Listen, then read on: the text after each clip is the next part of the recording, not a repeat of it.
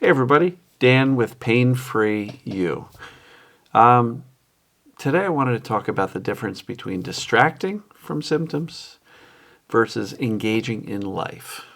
So before I do that, just had a simple request for you. If you've had success with the concepts which I teach here daily, would love to have your success story. There's two ways to do that. We can do a success story interview like many of those that I post on the channel. So you can go to talkwithdan.com and that'll get you on my calendar. The other thing you can do if you don't feel like doing an interview but you'd like to type something up, you can send it to success@painfreeyou.com. A couple other things that would help me out would be subscribe to the YouTube channel, share my content with other people, give it a like, a thumbs up, leave comments. That all helps the channel. If you have my book and you like it, please go to Amazon, painfreeyoubook.com, and leave a book review. So, as far as this topic, the difference between distracting from symptoms and engaging in life. So, distracting from symptoms, a lot of people try to do that, but I think to a degree, that's less effective than engaging in life. Distracting from symptoms is like, la, la, la, la, I'm not paying attention, I'm trying to do anything but that. And in my view, the intention of distracting from symptoms is still all about the symptoms, which we're trying to minimize the significance in our lives. So instead of trying to distract from these symptoms, which are pretty disturbing, disruptive, painful, difficult to deal with, all-consuming, distracting from them is still about running away from these symptoms, which is still all about the symptoms.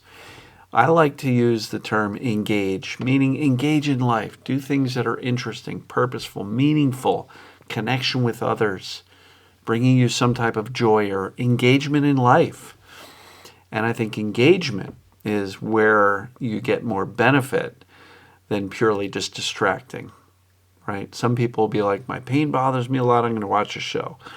Okay, and there's nothing wrong with that. It's certainly perfectly fine to engage our brain in that. But instead of viewing it like I'm trying to distract myself from this stuff over here that I hate, I'm trying to get rid of, ask yourself, if I were feeling pretty good, what would I be doing? And then within the realm of what you're capable of doing, do more of those things that you would do if you were feeling well. Engage in life. Bring your symptoms along with you. Because we don't get better waiting for symptoms to go and then engaging in life. We get better by engaging in life even with symptoms, because when we do that, what we are doing is we are showing the brain that we're actually okay. We're showing the brain that, hey, look, I'm doing normal stuff. So the brain has no choice but to perceive, hey, Dan must be okay. Look, he's doing normal stuff. So the difference between distracting, which to me is like la, la, la, la, running away from symptoms. It can help, don't get me wrong. There's certainly been some benefit to doing that. But I think the more we engage in life with stuff that's interesting and compelling and things we enjoy, I think that gives us a little better mileage for our time. So I hope this makes sense. We're going to wrap this up.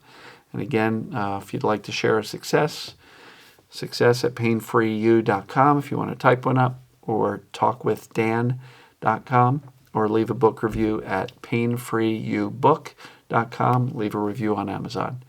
No matter what, love you folks, and as always, we'll see you tomorrow. Take care.